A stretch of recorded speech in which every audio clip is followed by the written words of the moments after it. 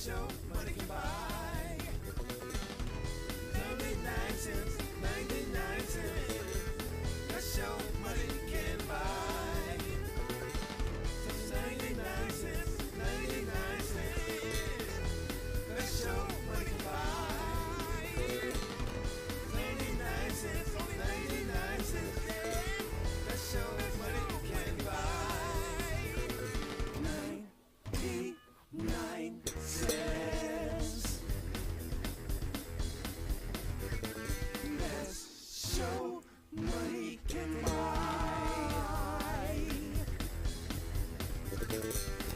99 cents, 99 cents. Oh yeah. 99 cents, 99 cents. 99 cents, that's all. 99 cents, 99 cents. Oh, you can find it in your couch. 99 cents, 99 cents. It's only 99 cents. 99 cents. 99 cents. Oh, 99 cents, 99 cents. Hey, yeah. 99 cents, 99 cents. You can do it. Well, hey, we're back. The 99 Cent Show, ladies and gentlemen. Tony Smith doing our opening theme song. Thanks a lot, Tony. Appreciate that very much. Indeed, indeed. It's definitely glad to be back in Las Vegas, considering it was snowing on my ride back down here today. Literally snowing in Tonopah, Nevada. There was snow on the side of the road near Urington. It was, is it May? Is it really May? Because I don't feel like it at all. I don't know. It was snowing on your way down. Yeah, like big popcorn hail nuggets, but still, I had to put it in four-wheel drive and, you know, use winter driving techniques. And it's, you know, how many, a little over 10 days away from June? Well, look, I got to tell you something. Living in Vegas, knock on wood, Yeah. this is going into the end of May. Mm-hmm. It's in the 70s outside. Oh, it's beautiful And out I'm here. not going to talk about the weather at all anymore because I am not going to jinx it. Okay. Something happened to our... Oh, no, it's going fine. Mm-hmm. Yeah, I'm monitoring our stream over Oh, you're here, monitoring our luckily. stream? That freaked me out. We watched the monitor on here. I saw the monitor shift and thought our stream died. Oh, there it goes. So, yeah, going back to the weather, I am not going to say a friggin' word because it is absolutely gorgeous. I actually went out and did some planting today. I noticed. Dug some holes and replaced some plants because my HOA was mad about me not having enough plants in the front of my yard. Well, it's going to be nice since, you know, we're going to be potentially doing the cannabis show near your house, so... I could do a whole thing on HOAs.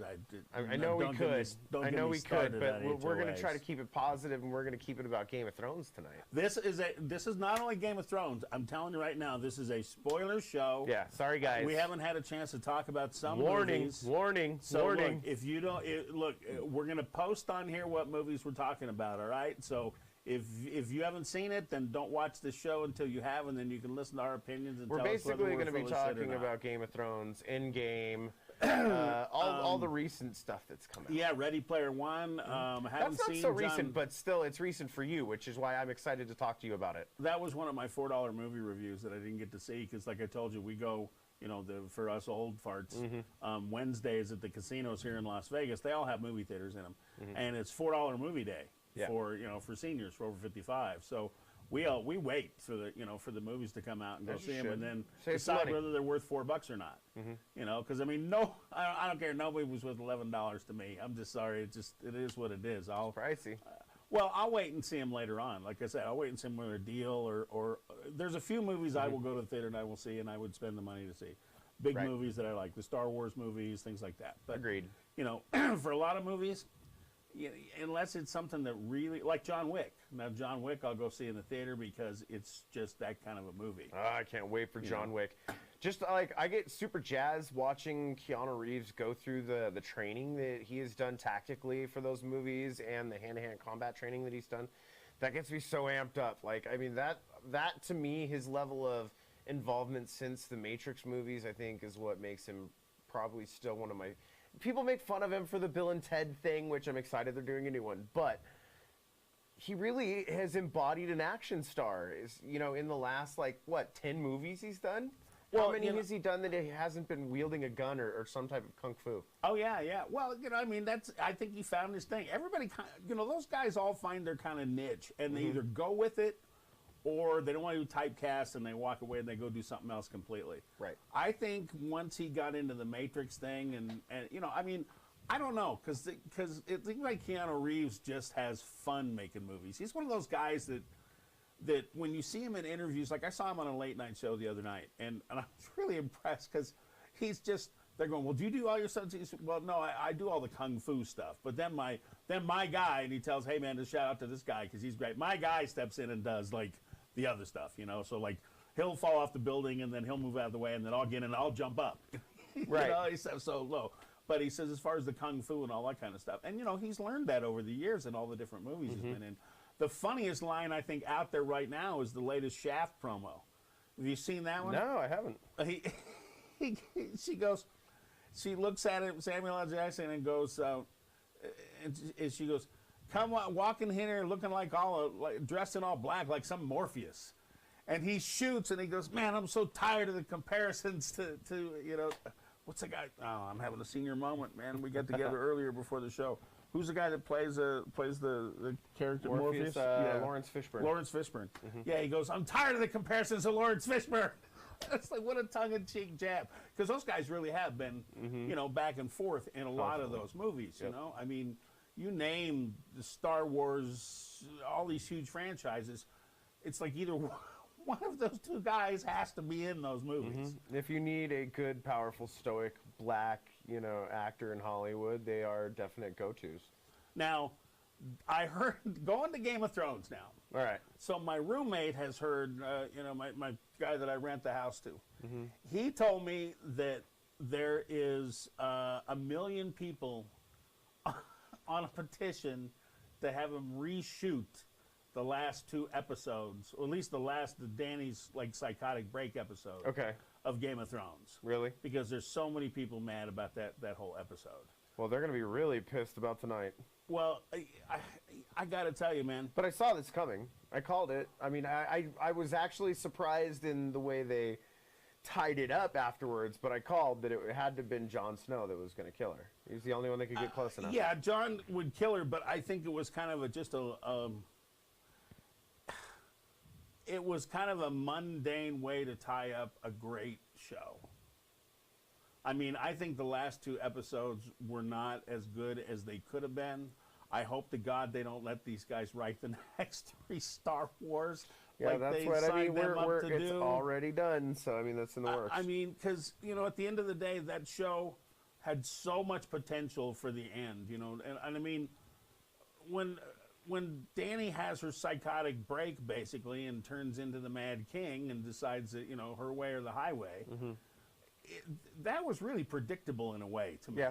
No, actually, somebody called that Bran was going to end up becoming the new regent, essentially, of the kingdoms. Like, I read it on Reddit, like, literally last year. Yeah, and see, I could see that if I would have read that then. And it was because of the fact that the Night King was specifically going after Bran. He wasn't going after men. He was going after the Three-Eyed Raven. Yeah, and that came out that he was going because of the memories and stuff, but... You know, there were a lot of things that I would have liked to have seen. The one thing we talked about before, I would have loved to have found out if the Night King was related to any of their families. You know, because... His true lineage? Yeah, his lineage. Because I thought that would have been a cool thing if you know, if somehow or other he would have been one of those families, would have been up there, you know, with the Night's Watch or whatever, and they had picked him out, because that would have been something that would have been really interesting. But... You know, at the end of the day, writers are writers, man. It's like their story. They said, they've already optioned to do this prequel. I can't remember what stage of production it's in because I haven't read anything up on it in a few months. But they are going back to like the beginning of these families and the beginning of Westeros and stuff like that. So we may end up seeing the origin story of the Night King and the children of the forest and the first men and all of the stuff that you kind of get laid on you in the first couple episodes of season 1. I'm not a big prequel kind of guy. Hey, George Lucas couldn't keep his hands off the original 3, and then he had to make 3 more, and then, you know. Here's the problem I have with prequels, to be perfectly honest, It's like picking up a book and reading the last 3 chapters and knowing the whole. And the last 3 chapters were great and they were killer. And then all of a sudden, well, here's the first 10. Yeah, You already know what's going to happen. See, I really don't care. It's kind of like the Rogue One Star Wars exactly movie. what I was going to bring up, because that fits so well. It does, even but- though you knew what was coming, the reveal of Vader and like the intensity of getting to see him walk down that corridor and just massacre everybody, and then like all of a sudden you're like, oh, that's why they were on the ship at the beginning of New Hope. Like I don't know. To me, that really kind of gave me that fulfillment of something that I didn't even know I wanted. To me, it was hey man, we need to make some quick money. Well, you know what? How about if we shoehorn this movie in between the end of the 3rd one and the beginning of the 4th one? But let's cheat it and get it like right in there 2 weeks before the beginning of the 4th one. Everybody gave a lot of shit to Han Solo, and knowing what I know about the movie and the directors getting fired and Ron having to come in and fix everything, like I still loved the Han Solo movie because I think it really gave Donald Glover a chance to flesh out Lando Calrissian in a way that like explained that whole like, you got my spaceship, and that like awkward introduction. It made it so much like more valid, but I almost wanted to see what the original directors had in mind. Well, Excuse me. Even though they said that they went so far kind of off base that it was awkward for people. That's why they had to pull them off, and they were combatant with Kathleen. But let's not even go there. yeah. But at the same token, I really wanted to see what was so off about it, you know? Like, because the storyline and the script and the way they brought it together, and since we're talking about Game of Thrones, the way that Emilia Clarke played the Kira character in that, there is so much more potential for additional story. And Woody Harrelson was freaking amazing as the original space pirate that, like, led Han down that path of don't fucking trust anybody and always be out for yourself. Like, there were some really good payoffs for hardcore fans. So, I mean, it was fan service, but the story still felt disjointed. I have a theory on that, and I don't know if anybody would agree with me or not. Why Marvel was successful and why Star Wars wasn't like that. When you go to the comic books, and I wasn't a huge comic book collector as a kid, like a lot of my friends were. I was more into novels. I read Arthur C. Clarke and Heinlein and science fiction stuff. But the Marvel movies have such a long history, okay, with the development of the characters and the stuff that they can draw from to build their stories, that their fans almost have, you know, they don't have really I wouldn't say an expectation, but they understand that character and what that character is going to do and where it's going to go. And as long as the movie does that, they're happy. That's, I think, where the Ben Affleck Daredevil totally failed, is that they almost stuck so strictly to the comic line that there was nothing. It was too predictable. Everything was known. I think that was casting. I agree. I think Ben Affleck is a good actor. I mean, he's a great actor. I've loved him in some really killer stuff. He's done some great movies. But he plays Ben Affleck. Well, yeah, I mean, you could argue that there's certain people that just play themselves. And, you know, there's a funny line in Entourage where Ari, if you ever watched that show on HBO. It's been a long time. Where Ari looks at what's-his-face, and he just got the Aquaman thing, and he goes, he says, so am I an actor again? He says, you're a movie star. And there's a difference. You can be a movie star, you know, like I would argue that Harrison Ford is a great movie star.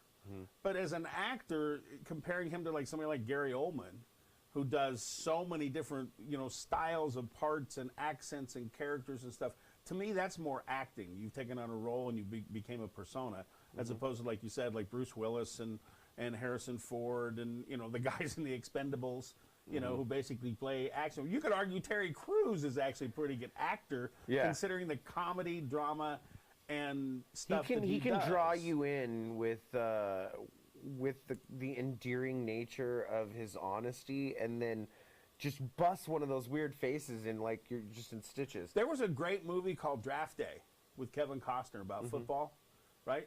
And Terry Crews has a minuscule part in it as the father of one of the kids that's being drafted, yet just playing a straight, part with his son, and just the 5 or 6 lines he has and the emotion. It's just a complete, it was a completely different person, even though it was Terry Crews. Where you've got some guys that, whether they play comedy or not, they kind of laugh the same way, they're serious the same way, But yeah, you can't cast Seth Rogen in anything but Seth Rogen with that big old laugh. I mean, he's tried to take on a couple serious roles, but as soon as that laugh comes in, you're like, oh, there's the stoner I love. See, there's another bad casting. I think Seth Rogen was. He's done some great stuff. He's done some funny movies. He's been in some great stuff, but Green Hornet was not for him. He was such a fan, though. Like, I know. They gave him a shot, and like I believe he directed it as well. It's like Green Lantern. I mean, there's actors that are really good at some stuff, but boy, this one part and the one script, you can't blame them all. You got to, if we get back to Star Wars, it's about the script. It's not the actors. I wouldn't fault the actors in those movies. I would really fault the scripts and the directors because of the path that they took. I mean, one of the things that... Yeah, but do you fault J.J. Abrams, or do you fault the guidance he was given by Kathleen Kennedy? Here's what I fault them for. What I fault them for is simply this. Going back to what I was talking about depth of characters. There's a whole Star Wars universe of novels and books and comic books and other things. They've taken some things from it. There were a couple of storylines. One that my son turned me on to that he told me about, and one that I read where there were 3 novels, and it was the last 3. And from what I read early on, the one I'm talking about was actually thought about as being the next 3 movies. And it was... Talked about the twins? Yes, the twins and the mystery fleet that was hidden out in the boonies. That's kind of what they tried to say the First Order was, right? Yes, Yeah, exactly. Everybody was after that fleet, and the general, the Emperor had another... Had clones.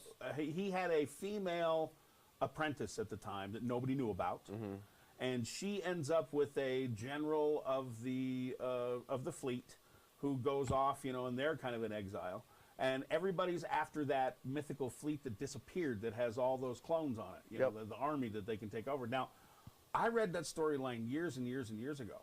So when The Force Awakens came out, and I'm thinking, well, God, I read a storyline that would have been awesome for the next 3 movies. It would have made sense. Didn't anybody that made this movie read any of the books or comics or other stuff that came out? Like JJ was trying to steer it in that direction. But I think they were making Because I mean, they might have just rebooted A New Hope again instead of saying A Force Awakens. Look at how well JJ did with the Star Trek reboot. Well, you mean the Kelvin timeline? The latest one, the very final one. Made it weird. Yeah, the Kelvin timeline that's no longer around. Like when Spock was actually in there, that was so good, Yeah, that was horrible that all worked out that way, and they theoretically had something going there. I liked those movies. I thought they were all pretty good. Yeah, I thought they were. Chris Pine did a great job. Yeah, Chris Pine was a good Captain Kirk. He really was. But there again, the politics of movie making and stuff like that. It's Chris Hemsworth is Chris Pine's dad. That was good. Like I loved all the little it was just good. It was good. I think it's hilarious that Chris Hemsworth and Valkyrie are now in Men in Black together. Yeah, I'm actually. Has that one come out yet? I think it did. Wasn't it a Christmas release? Let me double check that. No, I don't think it's out. I don't think it's out yet. Is it? And it would be number 4. Take a look on your mystical mystical computer there. Release date. So June 14th. It'll come June out. 14th. Yeah, so it is coming up. Yeah. So if we have spoiled anything for you tonight, what can I say, folks? You shouldn't have watched the beginning of this because we told you. Well, we pretty much got a very limited viewing audience right now, anyway. So hi, Greg. Oh, well, if Greg's monitoring the show, that's good. Well, I think, I told you, we may not, we might not have We even almost done a didn't show go tonight. on tonight because of just the fact that everybody is out complaining about Game of Thrones right now. They're either excited about it, or they're pissed off about it, or they're let down and they just wanted to go watch something else, but nobody was going to tune into us right after the show and go, man, we want to watch another hour of television after we were just, went through Game of Thrones. That's very true. I mean, because we were sitting there looking at each other at one point going, This was really droning on. Yeah. See, like Tomb Raider. Now, see, that's another one. Mm-hmm. The new version of Tomb Raider, we were trying to watch that, and that's not a $4 movie. I just can't recommend that to anybody. The first Tomb Raider was like the video game. It was fast-paced. It had a good story. It was fun. But they were in that Mortal Kombat kind of mentality of how to make a video game But it's a video game. It's a movie made out of a video game. But now you've taken it and you made it a serious drama. Because it was so slow. That was kind of how they made the Tomb Raider evolved into a really good, you were in this universe of being able to, discover clues and unlock puzzles. If the game was that slow, they would have never made money with it. It's a puzzle. It's a puzzle adventure, essentially. Yeah, but we didn't even get to the puzzle. She's like, I like the guy who played the villain, but they literally said, we didn't get the very end. We were so bored we didn't get to the end of it. That's why I said there's a good payoff at the end, but it definitely drags so bad through the middle that I can see why you didn't watch the rest of it. It's so nice you showed up. I've been waiting for you. No, that's my problem. Is it wasn't that fast. It's like, it's so nice you showed up.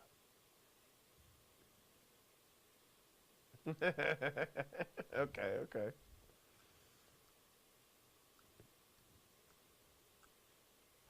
I've been waiting for you.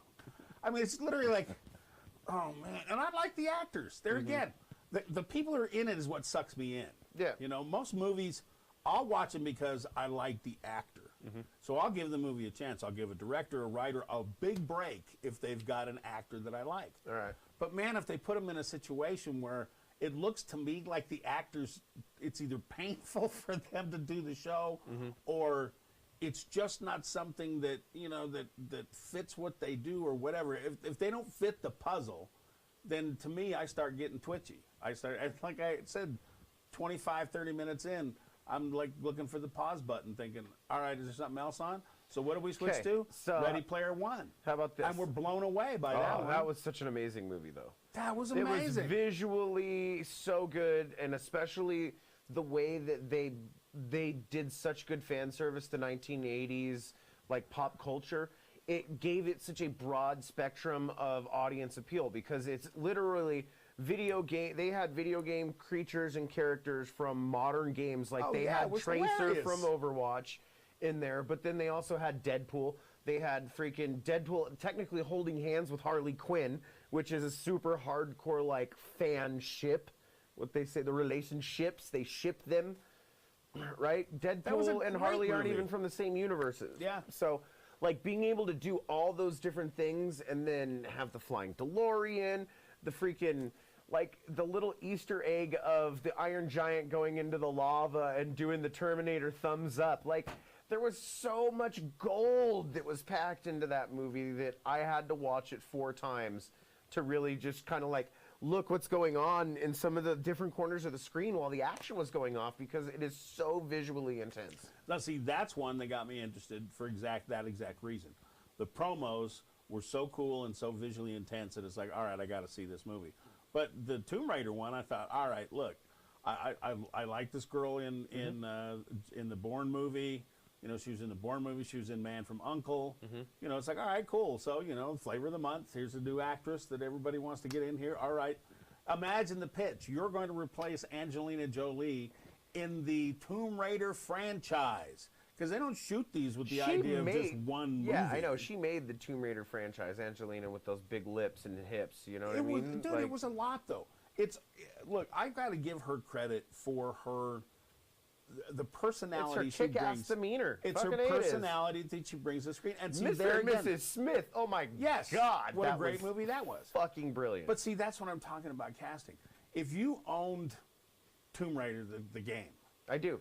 Okay, no, I'm saying you own the game. You were the guy that designed it. The franchise. You own the franchise, and you're looking at a movie, and you've already had Angelina Jolie do your movies once.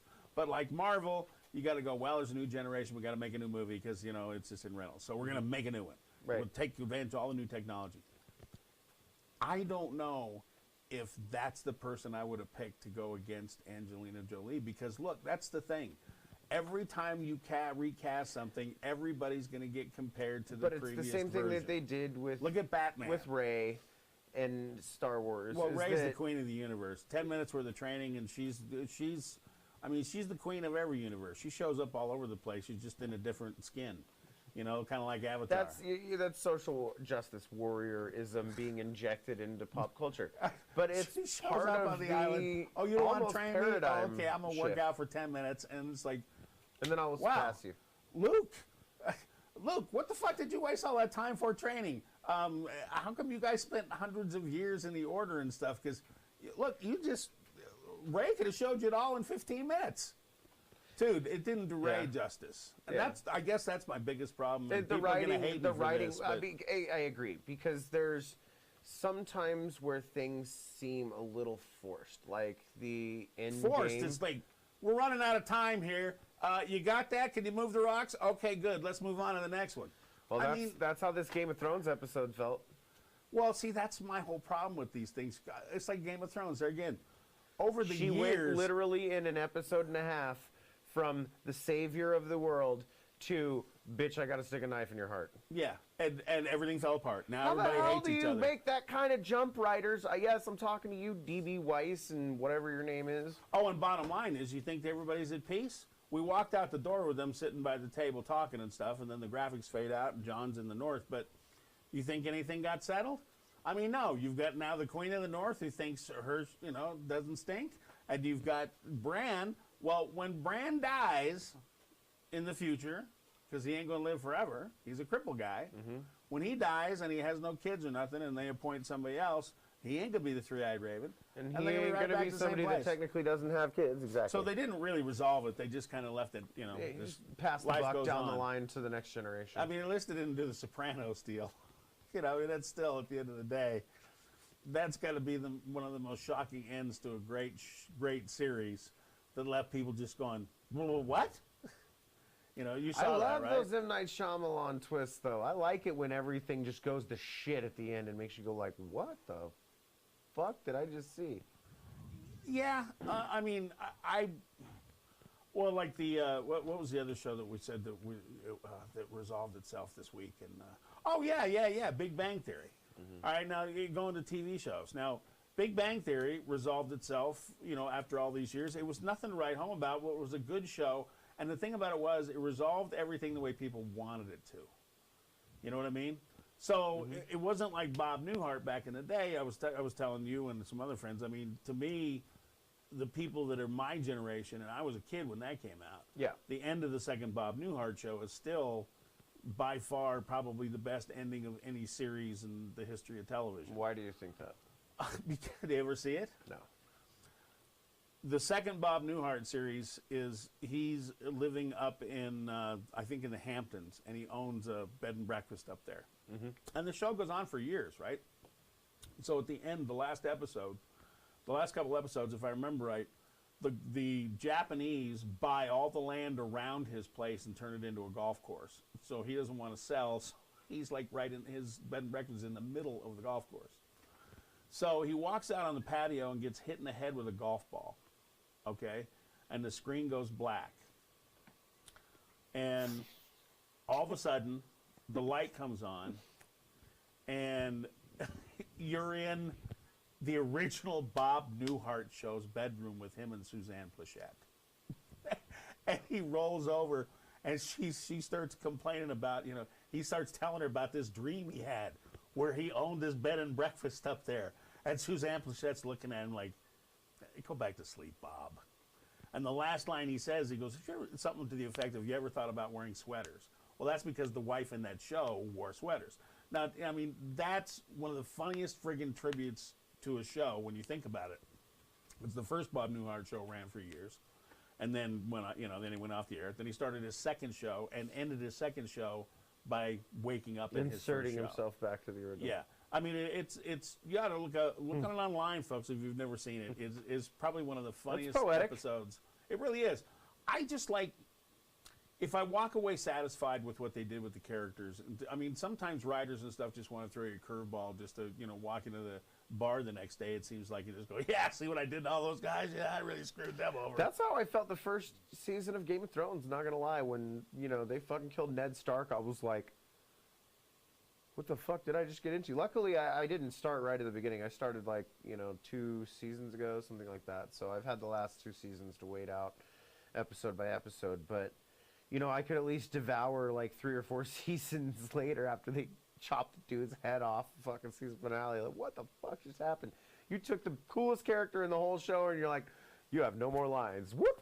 Well, they took the coolest character in the whole show and built the show around what happened to him, basically. I mean, in my mind, it's like, his execution is what spurned the whole thing. What sets the whole thing off. Mm-hmm. Yeah, because if they would have sent him back to the north, right, then none of that stuff would have really happened. His daughter wouldn't have ended up married to Joffrey, and, all the crap. Joffrey wouldn't have got poisoned. All that kind of crap wouldn't have happened. Mm-hmm. Of course, that's the name of that's the story, though. That's what they wrote.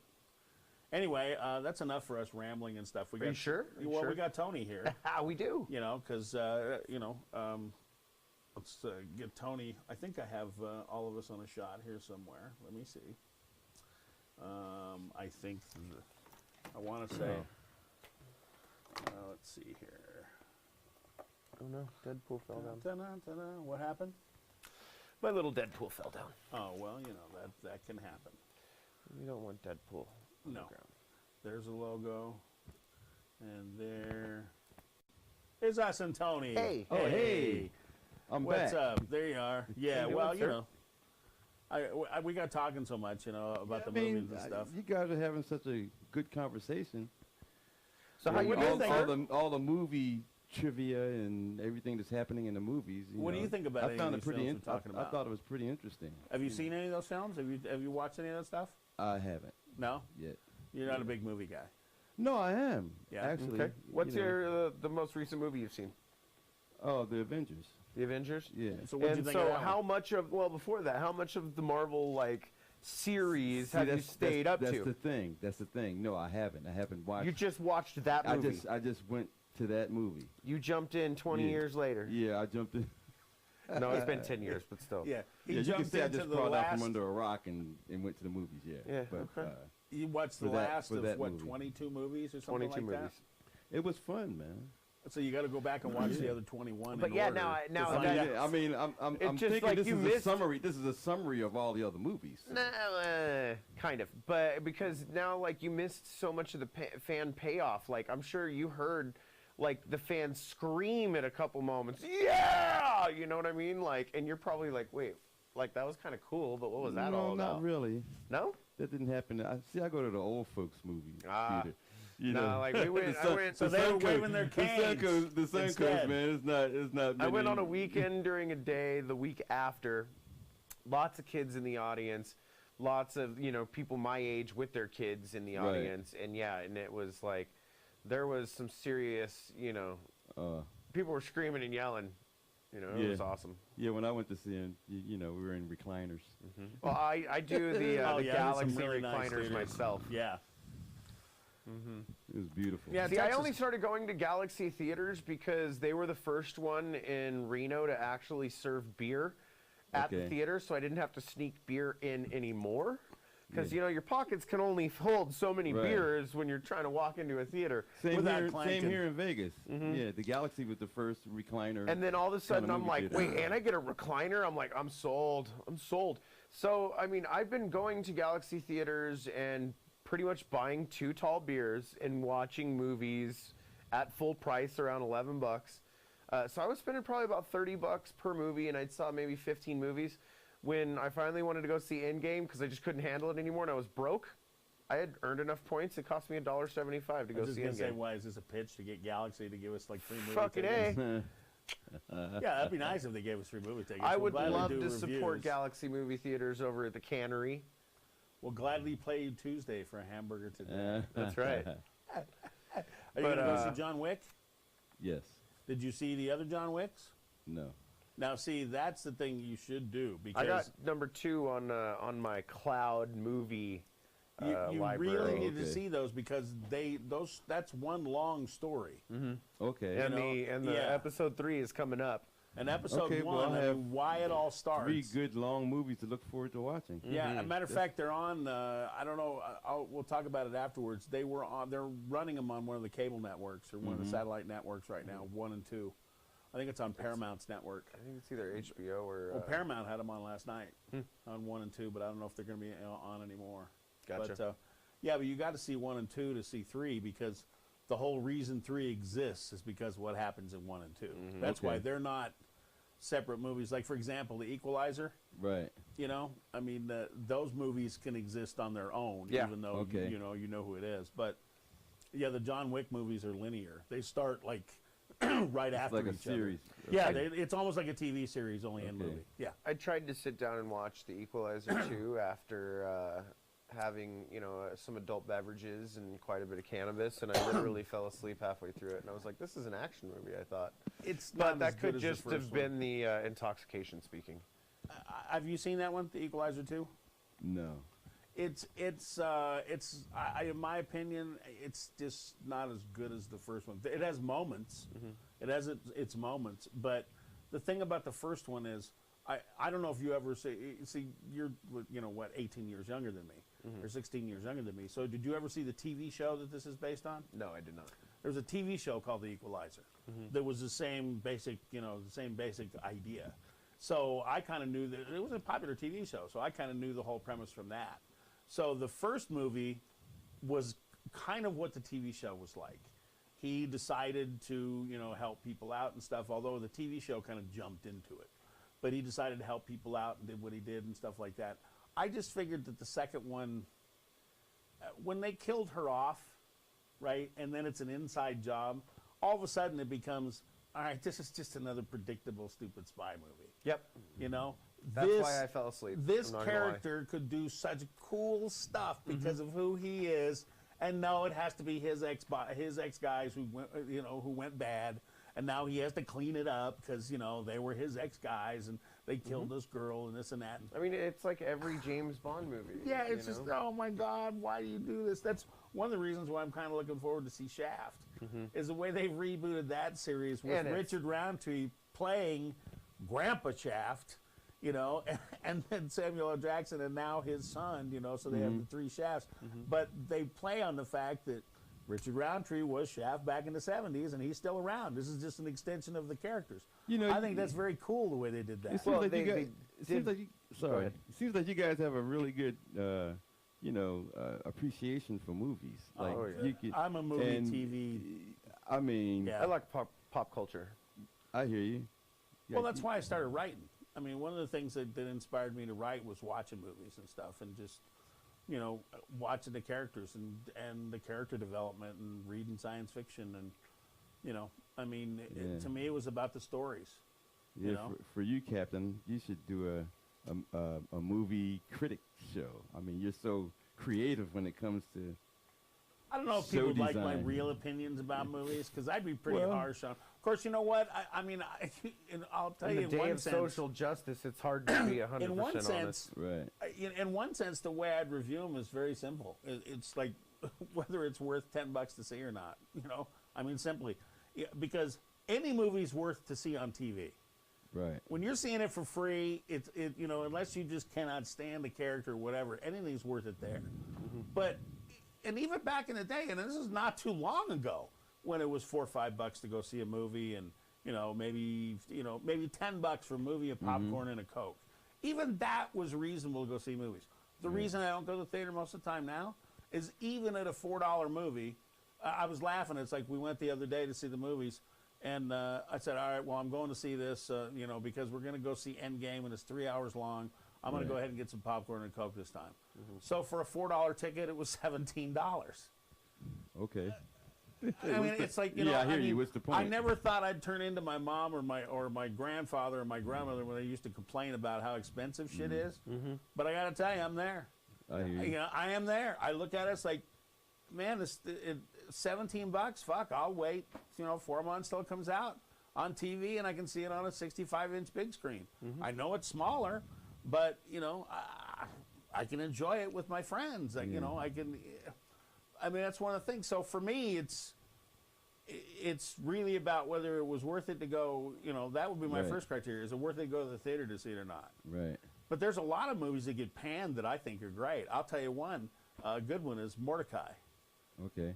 It's a Johnny Depp movie with Gwyneth Paltrow, and it got panned at the theaters. People can't. I mean, like, a lot of bad reviews.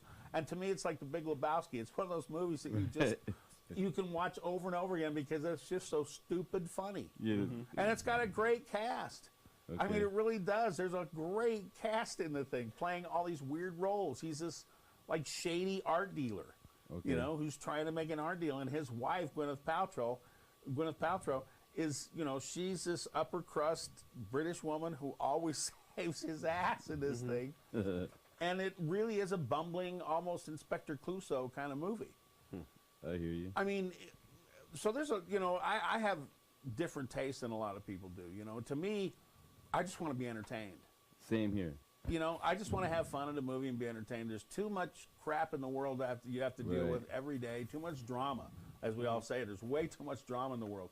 So why bother dealing with the drama? Go have some fun. You know, go enjoy yourself. Same with me. For me, going to the movies is, you know, It's a release. just yeah, it's a release. And Yeah. when I go with my family just to hang out, a movie would really have to be horrible for me to not enjoy myself. Because I just go for the whole, you know, most of it, I go for the whole movie experience, to go relax, have some popcorn, watch the big screen, you know, hear all the loud music, and, you know. See, but like my son, he's got 4 kids, right? And his wife. They go see a movie, $100 bill. Easy. I mean, that's, Easy. you know, Yeah. that makes you think twice about the big screen and watching it at home, where We still got a drive-in up You in know. Reno, though. we have a drive-in down here too. You know, I don't know what they charge it's too down damn here. hot down here. to I've go actually down no. drive-in. You know what? Is it still on Rancho? The drive? Yeah. No, Yeah. Rancho Drive-in. man. Actually, the last 2 years, I've spent the 4th of July with my grandkids and my son and my daughter-in-law at the drive-in in Reno. Yeah, in Reno, watching no, the it's good. July But I'm 4th just saying, movie. I wouldn't go to It's a freaking... $5 a car. Do they still have the speaker that you put in your car? No, or No, you you just tune tune in in your the radio. stereo to it. They've got a Oh, RF okay. transmitter. Oh, okay. Yeah, you tune in your radio, man. It's great. Right. You know, It's Wi-Fi. Although the funny thing about that is, this is the other thing about that.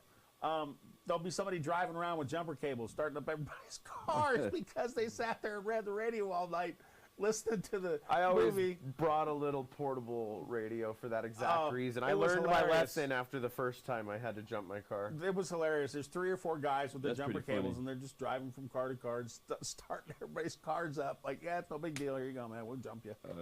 It was funny.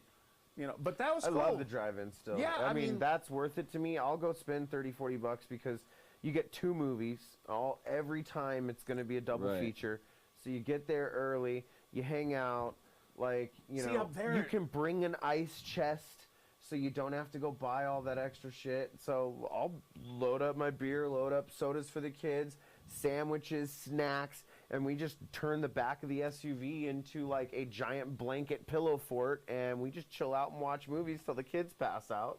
And then mommy and daddy get to hang out while the kids are passed out and watch a movie. When I was a kid, I remember going to the movie and watching the movie and trying to get that little speaker to start. Oh, yeah, it's yeah, like, yeah. Yep.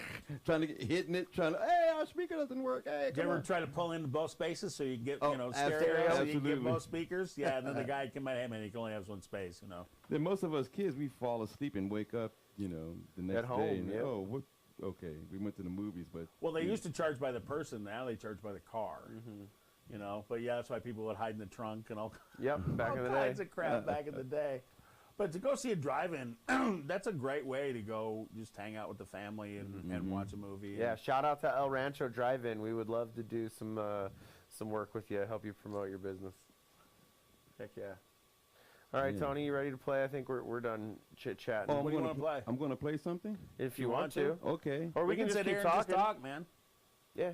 Well, we're open you for know, whatever, man. I mean, we have to say something, ladies and gentlemen. Joseph was going to be back tonight, but the thing is, Joseph has his band together, and as we've talked about before, we're going to start our concert series here pretty quick, and actually, Joseph is going to be the one. So we were thought about it. We thought, well, we can't shoot it the same night we shoot the 99 Cent show, and because of Game of Thrones running so late, so Joseph's going to be in here in the next couple of weeks to shoot a concert with his band, and you'll see that posted up on our YouTube site and on our website quick. So that's Right. why it's just the three of us tonight. So otherwise, well, and and I could have got Ryan, except I can't believe this.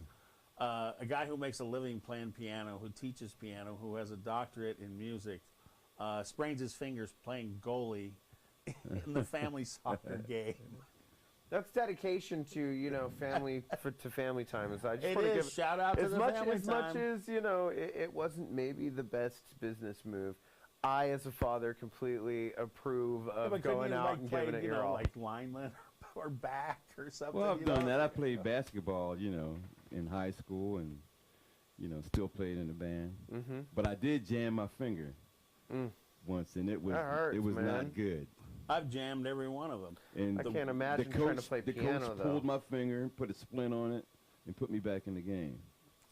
The worst I ever did is I did what's called a yard sale when you're skiing. And that is when basically everything goes flying, right? Your You eat gloves, shit, your everything. skis, and all of balls it go every place. goes in It's every a That's yard messed sale. up.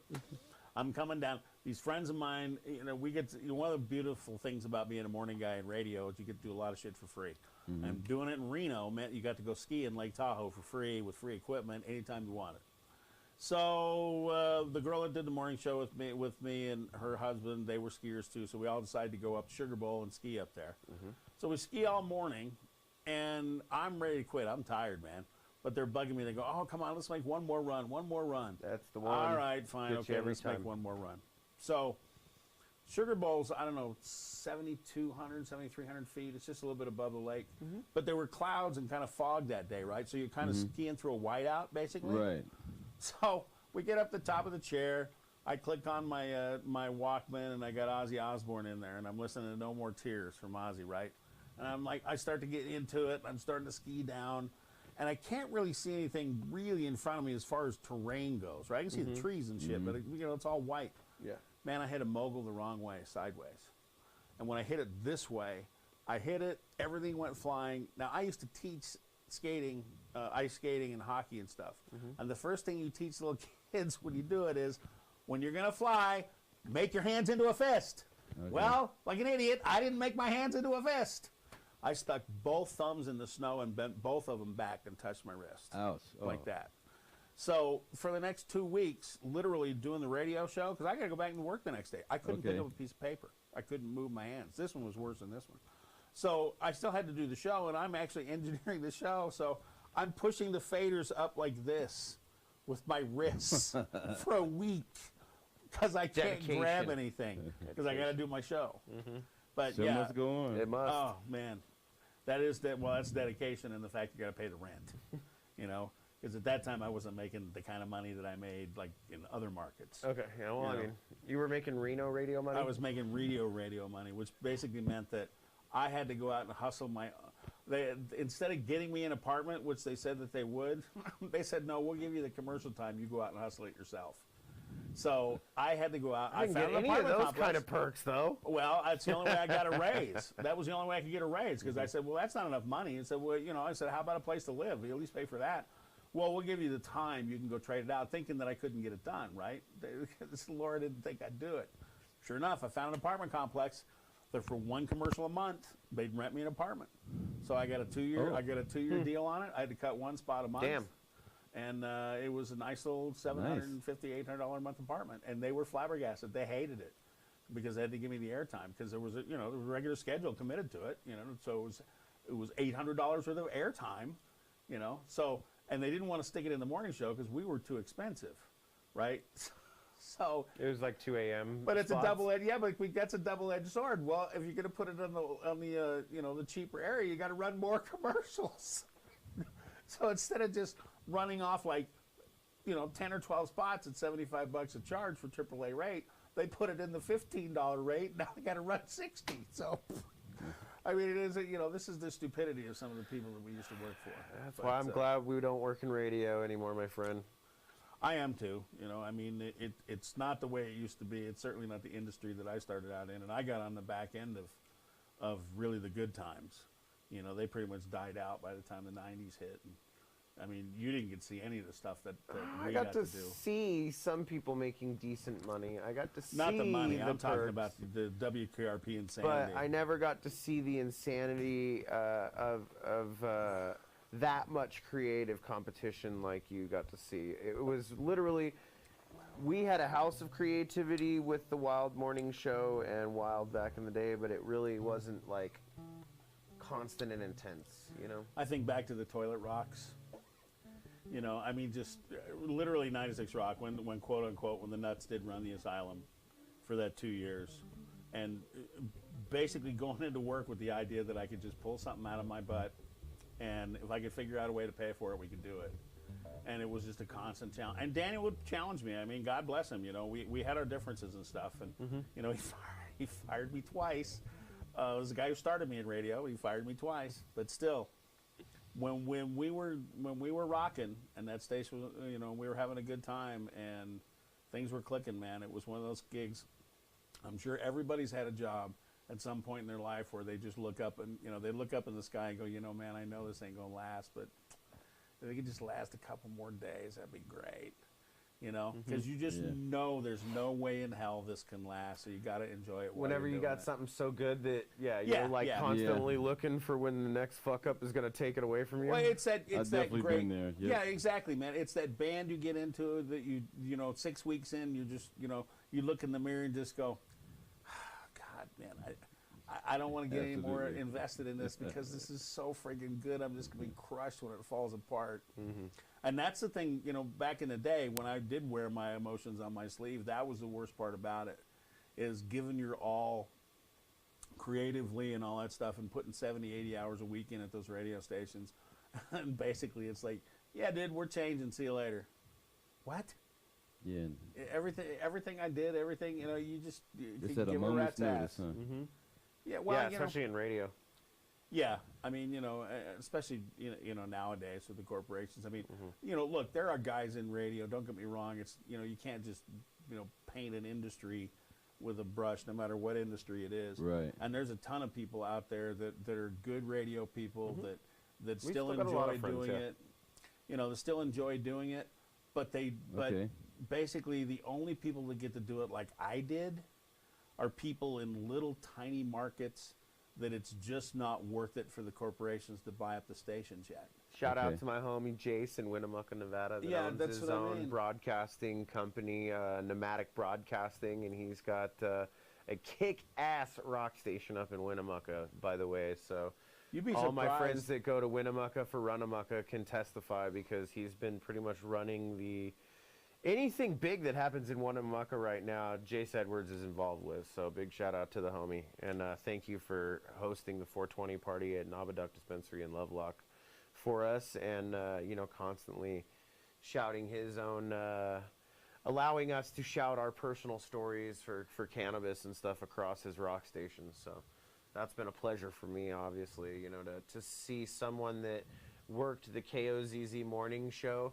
get frustrated with the corporate bullshit, and then just go like, you know what, I wish I had my own station. And his wife told him, well, then go fucking buy one. And they found a stick just a couple hours down the road, and they did just that. They bought a fucking station, and then they bought one of the other stations in town, and now they're doing well for themselves. So Awesome.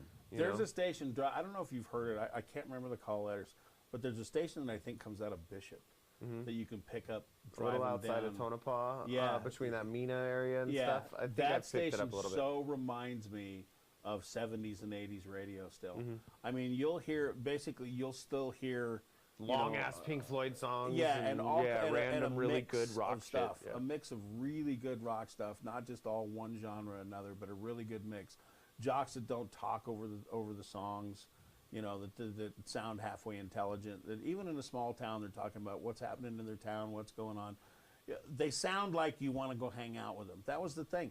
I mean, I think I've told this before, but one of the key things I learned in radio, and I tried to pass along to everybody that ever worked for me as a program director, is you have to imagine you're in a room with 6 people, 3 you know and 3 you don't know. And your job is to keep the music going, to keep the conversation going, to keep people interested so they don't walk out of the party. Well, if you know 3 people, you can't tell, and you tell inside jokes and inside stories, the other people are going to be bored as hell and they're going to leave because they don't know what the hell you're talking about. But if you over-explain stuff and get so complicated to get these people you don't know to listen, that the people you know get bored as hell. So it's that delicate balance, and you're the guy, you're the host. So you have to kind of keep everybody interested, but realize that these people know you, these people don't.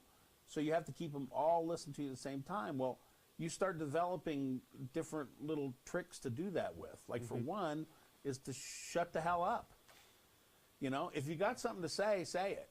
Right. But if you don't, get back to music. It's one of the hardest lessons I learned because I felt like I had to keep talking instead of just going, hey, you know, man, it was a great Pink Floyd song. We got the Stones coming up. There's this great event we're doing this weekend. Hope you guys can be out there. It's Tuesday, 2 to 5. I'm going to be there, so hopefully we'll see you. Coming up next, we got what? We got Van Halen right into a commercial. Now, you weren't on very long, but everybody that listened to that felt like they knew me. You know, like they saw me at a bar someplace or a restaurant someplace, and they come up and say, hey, Captain, how you doing, man? It's great, man. I'd love to hear you. That's what doesn't exist anymore in radio. Think about it. What jock in Vegas, other than, I got to give props to Gooch. All right? He started out as a intern over there. He came into my room at the Hilton and tried his hand at stand-up comedy, which is tough as hell. Oh, yeah, stand-up. But he has turned into a jock like Max, our friend Max Volume. He really does sound like, you know, people would want to hang out with him and talk to him. When he talks about what's going on in town and what stuff, he says it in his way. Yeah. You know, not reading it. I mean, there are announcers and there are DJs, you know, or personalities, as we used to call them. Yep. You know, I'm a horrible announcer. I really am. I'll be the first one to admit it. You give me a liner card or something to read, and I have a hard time doing that. But you want me to get the information out to somebody in a way that they'll listen? Oh, yeah, the captain can do that. Yeah, but you know, I'm talking to you. You did the same thing as Kronik. Yeah, well, I molded that personality from a couple different things because at first I tried really hard. I don't know. The funny thing about the Kronik persona is it always came about just for the fact of I had kids and I wanted to keep some anonymity in radio because I had watched other jocks that had used their full name, and literally anytime anything happened to them, they were front page news. You know what I mean? And that's something that I knew I didn't want to deal with. I knew that I wanted my family to be able to have family time. I wanted to be able to go out to restaurants and stuff. But, you know, when the morning show took off on Wild with Budman and Booger, I wasn't even paid. I was just a guy that they said could show up. They're like, you're fucking funny, dude. Come hang out with us. And I had a full-time graveyard shift job, so I showed up a little late in the morning at first, but literally I just came, hung out, would do a couple weird cartoony voices every now and then, and had some funny shit to say, but also I had really good weed, and so after they would do the show, I'd get them high, and eventually it was like, hey, you're pretty good with technology. You want to, like, learn how to do audio production? And that's when the afternoon guy, June Beasy, he was like, here's Cool Edit Pro. Like, here's how to take all the different snippets and clips and stuff. Here's a couple audio banks, have fun. And he just left me alone for a few hours in a sound booth, and literally that was the most fun I've ever had by myself with a computer that I can talk about on this show, you know? Crazy. Like, legit, it changed the way I thought Sounds about like you're music, a fast learner. about radio. Yeah, I've always had that going for me. Thank my mom for that one, you know? Like, she was a teacher my whole life, and so she always pushed me to read and to try to learn things. And because she was a teacher, when we lived in Arizona, like, she was an elementary school teacher, so they couldn't leave the old Apple II computers in the classroom because they would get stolen during the summertime, right?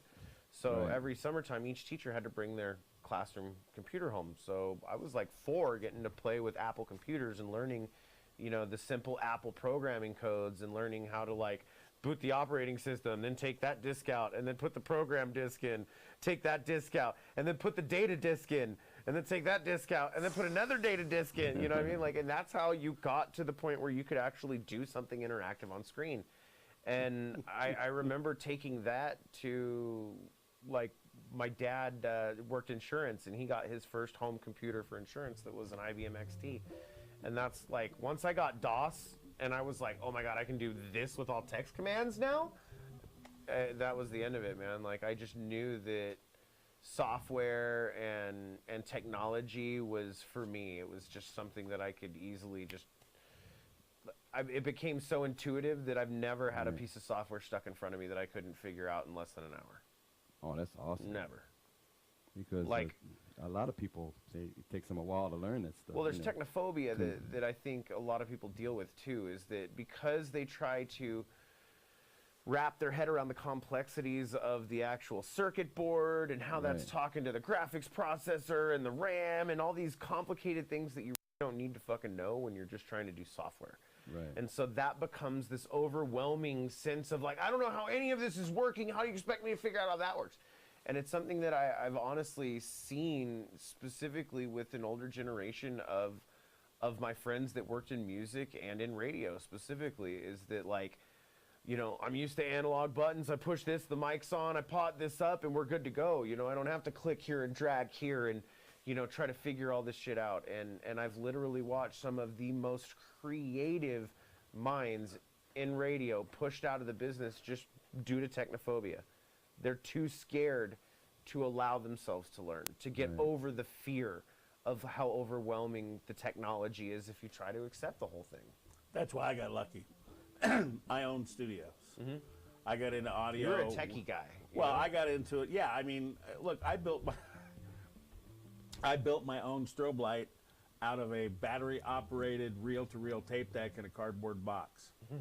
Okay, put a light behind it, put a color wheel with a slot in it, put it in a cardboard shoebox. Boop, boop, boop, boop, got my strobe light. So, yeah, I was kind of but I wasn't. You've got a level of engineering knowledge that not a lot of people get. But not electronically. I mean, I took electronics in school, and I mean, I can barely remember, resistors and circuit boards and stuff. And I mean, I have a vague understanding of it. That's electrical engineering. But engineering is taking a problem and being able to dissect it into parts, and then put it back together in a way that fixes it, makes it work more fluidly. I think on the SAT it's called space relations. I aced it. Spatial. Yeah, I aced that. I do have a concept for that. That's the thing about, it's like anything I do. The reason I think I was so good in studios and stuff is when I look at a thing, and I think, Tony, you've known me long enough to know this, I kind of look at something globally.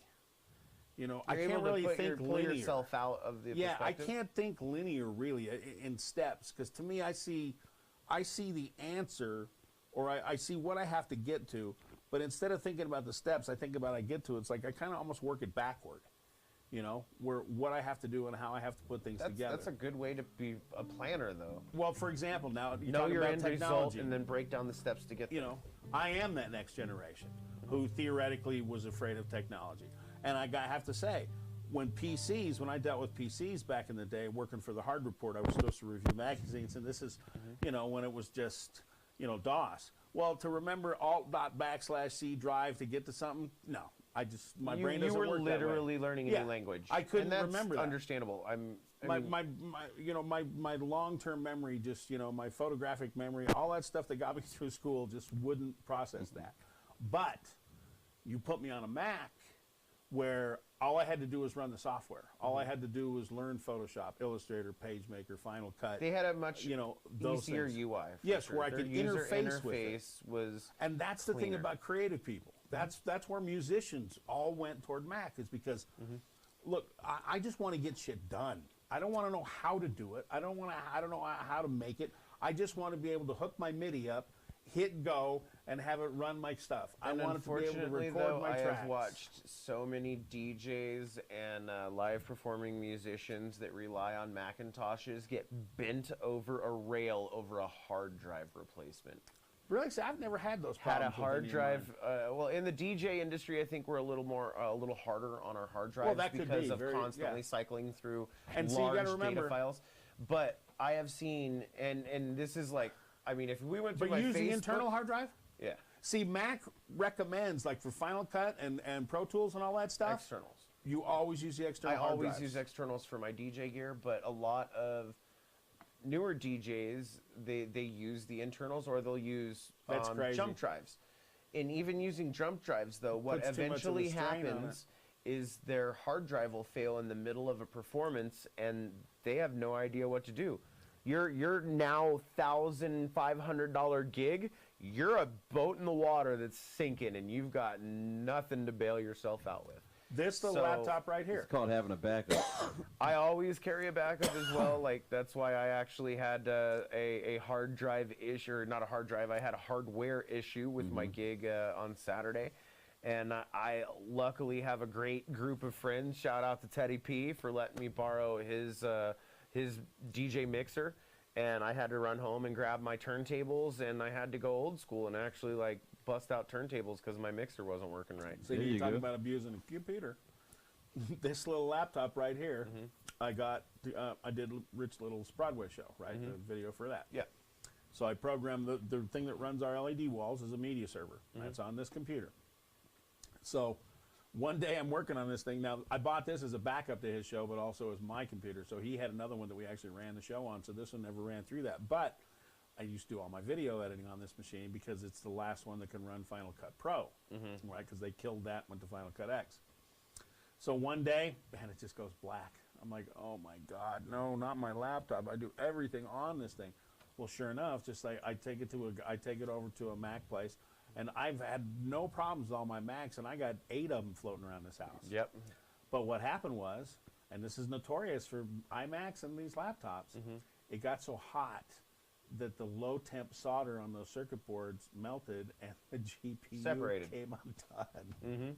So luckily, there's a place here in town that they can take that out and rebath it. They can do board level. They rebathed it, and the guy told me, he says, look, put the fan program on it. So I have a fan program on it running now. And if I'm doing video on this, I'll actually prop it up and put a regular fan on it to keep it cool, just so that doesn't happen. So there are issues. I'm not saying Mac is the God, the God's gift to computers, But their UI is 100% had so many less issues than Windows could ever dream of, especially between the transitions from 3.1 to 95 to XP. They're quality control. You build the whole thing, you quality control from start to finish. If you're Dell or any of these other guys, you're grabbing bits and pieces from someplace and putting a computer together. Wait to see what happens with the App Store now that the class action suit for the way that Apple has controlled other people's intellectual property and sometimes breach of actual international copyright law. There is a class action suit that could potentially really F off the Apple's corporate bottom line. Yeah, it's all about the fact that Crazy. they charge in the App Store for apps. Right. But they the thing tell you is- what you can charge for your No, app, and but then no, they but here- require you give them a certain Here's chunk. here's what I read about it. I don't know if that's it, but the thing that I read on it was that the vendor sets the price, but Apple takes a 30% commission on top of that. That's the point. Yeah. And the thing was, what they said is like, well, that's not the free market, because Well, I that heard there was only 30%. like 99 cent, 129, or $1.99. There's 3 price tiers. But no matter what price tier you go in, Apple takes 30% off the top. Now, I can understand. Look, now see, on the other side of that, Makes it more you user-friendly. and I are developing, this radio network and trying to market stuff for bands and trying to sell stuff for bands. There is a fee that you have to pay to maintain the servers, to maintain employees, all that There's stuff. infrastructure and overhead. Yes. Agreed. So it would be interesting to find out, say from Apple, if they were actually honest, the semi-honest company that they were supposed to be back in the day, if they RIP came Steve out Jobs. and said, okay, well, look, we work on a percentage of X, and out of that 30%, it costs us, 17, out of the 30 cents we get of every dollar, 17 cents of that 30 actually costs us of infrastructure, and we're making 13 cents. If you said it that way, see, I'm a Show firm it a little believer in the transparency. honesty. Yeah, I honestly believe that if you show people that you're making a reasonable profit, that most people will let you make that profit. And you know why? Because they want to do the same thing. Right. You don't want to rip somebody off. You want to make a fair deal. No, because you don't want Right. people to rip you off. Right. And that's the thing. I think, it's like a car. How many people have ever had a good car experience? I was a car salesman. See, that's what I mean. I didn't say There's a a bad reason car why I'm experience. not a car salesman. I didn't say a bad car I couldn't experience do it. because everybody raised their hand. I said Right. a good car experience to see if we could just get one hand raised, right? Now we only have 3 people here, but but you understand my point. Right. I worked I at a wasn't a dealership good car for years. salesman because all my car sales were what they call minis, which means I gave them a fair deal. I didn't sell the car for far enough over what they deemed the value needed to be for me to make a large profit commission. Okay. Like, they want you to sell the vehicle for over $4,000 over not just invoice, but over invoice and cost. So invoice is what the dealership pays for it, or at least what Right. they tell you they do pay for it, because there's a difference between Yeah. the actual invoice price and the actual paid price. I worked for a dealership for years. I know. So, I mean, there's all these little things that you start to learn when you're on the backside. And then when you start hearing your sales managers, like, go out there and club them as like they're a baby seal and you're just going to Okay. go murder them and take their fucking... I'm like, no, these are a family that is trying to start something that's going to improve their life, that's going Right. to make their life easy, that they're looking for value in this. And that's why I got to say, I have had nothing more than a better time selling weed than I have ever had selling anything else in my life, because, the value's inherent. People are going to have a good time as long as, you're not trying to rip them off and give them some shitty-ass product. And almost every time that people are going to come back and want more. See, I did everything in the dealership except sell cars for that exact reason. Because when people come, see, this is the thing. Everybody who walks in the dealership, about 90% of them don't need a car. They don't need something. You're selling them something they don't need. Right. That's something they can't afford, Right. right? And that's the thing that always bothered me, is the fact that, if it was me and somebody conned me like that, and I go out and all of a sudden I got this huge payment, it's like timeshares or any of that kind of stuff. When you get sucked into that stuff and people just laugh or whatever, I don't know, man, my moral compass just doesn't run that way. So, I'm a good salesman. Shit, the parts department, I ran that thing like clockwork, and me and Mike, we made a ton of money. I got offered the idea to go sell cars and make a good commission. And I told them flat out, it's like, nah, man, I'm not going to con people into, I hear you. I can't do something I don't believe in, Yep. something like that, because I would feel guilty at the end of the day. You do. Right. I did. And like I said, I never even wrote a deal that made me a commission, and I only did it for, I think, a month and a half. And the only reason I did it is it was during my first divorce, and they guaranteed me $2,500 a month plus commissions. So I was like, I can pay my bills on $2,500 a month, so I don't need to go fuck people up on those commissions. So I think I sold a total of like 9 cars, and when you get a minimum, or a mini as they call it, you only make $200 extra. So I think I made, an extra $2,000 maybe off the top, and I got 2 months of salary and a really good sales training. Like, I'm not gonna lie, they did 2 weeks, or a full 1 week, sorry, of paid like 8 hours a day sales Okay. training. So they did an amazing sales program, and it broke down the personality types.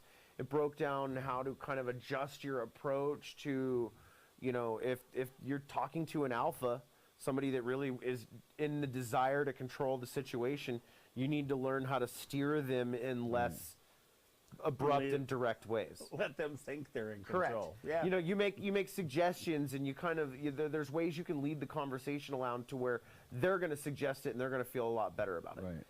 And then there's other people that are so beta, and I know that like my psychology friends are from UNR are going to call me out.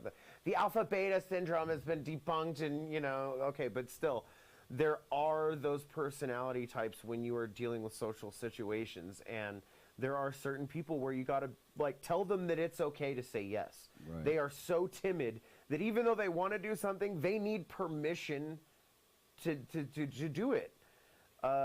And those are the people that are to me, that are They're the biggest ones targets. that just That's the ones that'll do the timeshare. That's the ones that'll here's do my wallet, don't hurt me.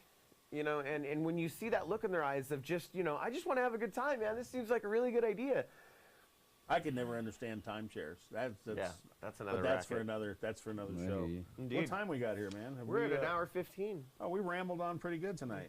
Oh, crazy. Well, I think that's about enough, right? We've talked about movies. We've talked about spoilers. We've talked about the value of this and that. And Intellectual property. I think that's kind of what we're ending on, is the value of not having to answer to corporate overlords, having ownership of our own RadioDefectors.com, yeah. of our own artistic license, and having amazing people like Tony that can come hang out and share their intellectual property and their artistic skills. And tell you what, folks, if this thing ever gets really big and we get tons of listeners and somebody comes in and offers us a bunch of money for it, we'll tell you first. So that way, as soon as we get the check, you guys can bail, and then when we get out of our non-compete agreement, you can come with us, and we'll start over again. Well, it's but that like, way we'll have some money. We can do it, without the Chinese lights. Well, exactly. It's kind of like we were saying, we're vested in this, obviously, because it's given us a creative playground to be able to bring our friends in. And you imagine any radio guy that we worked for let us do this? Nope. No, none of them God bless YouTube and all of its, Exactly. all of its, everything that's done, man. So, I mean, obviously, we do want to make a profit with this. We want to, make this something that... Really? We never talk about the tip jar. Exactly, which is why I'm trying to bring this up. Have we got any tips? No. We've been on the air how many shows now? We've yet to get one tip? Nope. Wow. Not even Maybe from I should play Greg, something. Maybe we'll get a tip. Why don't you play us out? You got, I wouldn't even say play us out. Have you got something new you want to play? That's what I want to know. Yeah, I mean, I always have Drop something me something new, homie. Let's always hear have it. something new. This song is called, I haven't played it on the show yet, I never heard that song but it's before. called North Hills. Oh, it's called North Hills? I thought it was called I Haven't Played It on the Show I Yet. wrote it for a drummer friend of mine. Okay. He's not here right now, so I'm going to play the bass part and then go into something that's called jam bass.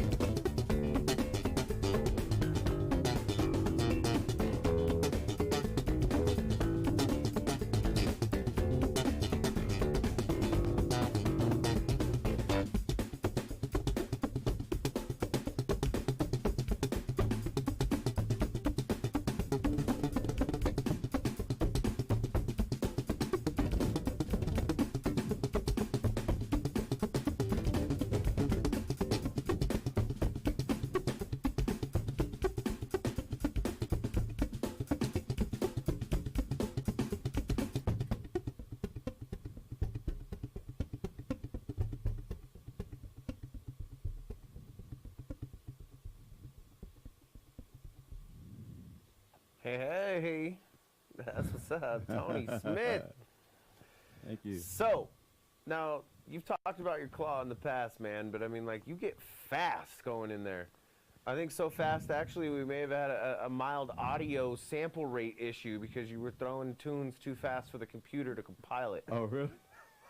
Yeah, the screen said we had a minor yeah. glitch. Audio sample rate issue, which normally only happens by overloading the actual bits per second. Oh, I hear you. So you're playing too fast, Tony. Oh, are we still Playing live? faster than the computer. Yeah, we're still Oh, live. yeah, we're cool. still live. Oh. We're still babbling. Beautiful, man. So, Well, I'm glad I got a chance to even to play. You know. well, you It always was get a probably a chance to teaser. play. I know you. I always do, but it's probably a teaser. I'm just sitting here with the bass, you know. That's why I had to get you to play at least once before we went out. Yeah. So Lot of fun. tell us about your friend that plays the drums that you wrote that song for, Oh, or with. well, yeah. He played in the first band that I ever played with. I'm gonna shout out to him and his family. He actually called me. But Yeah. I haven't called him back yet. Jimmy. What's up, Jimmy? Yeah, Hopefully what's you up, watch Jimmy? the show. Hey, Jimmy. Thanks for Yeah. tuning in. Yeah, I wrote that song for him because he came to Vegas to actually record most of that album with me. So, you know, That's I awesome. named the, Where's he I from? named the song. He's from North Hills. Yeah, North Hills, Pennsylvania. All right. Yeah, That's a So trek to come out and play some Willow Grove, drums. yeah, absolutely. That's a brother right there. Yeah, that's where Tony's from, is Pennsylvania. Yeah, so we played in our first band together. First, my brother played drums in our band, and he quit. And then we got offered to do a gig, you know, at his name was Dickie Duncan, and What a great it was name, his daughter's Dickie it was his Duncan. daughter's birthday, and he needed a band for his daughter. So somehow we connected, and we went to his house, and that's where I met Jimmy. He said, "I have a drummer." And so we showed up, and there was Jimmy. That's awesome. And we played the gig, you know, just kids, man. We were, what, 10, 11 years old. Oh, man. wow. Yeah, That's you know, awesome. so, you know, I've known him for pretty There's a much all band my like life. that I try to support up in Reno called Fade Awaits, and it's a couple of middle school kids. Actually, they might be in high school now. I might be getting myself in trouble by calling them younger than they are. But they started when they were like 12 and 13 locally, and they opened for a couple bands at Jub Jubs, which is a local kind of rock and roll bar that does a lot of hip hop and shows Okay. and stuff like that. But yeah, little kids, like, you know, singing all my favorite, you know, 90s and 2000s rock songs and just killing it with covers and, you know, starting to do some of their own original music. Right. So shout out to Fade Awaits in Sparks, Nevada. And yeah, man.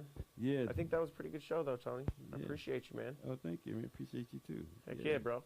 Yeah. So, Cap, You done talking now? I think so. And Friday, what's going on Friday? Let's talk to the I don't know. folks about what we got coming up. I'm out of words. Oh, I actually,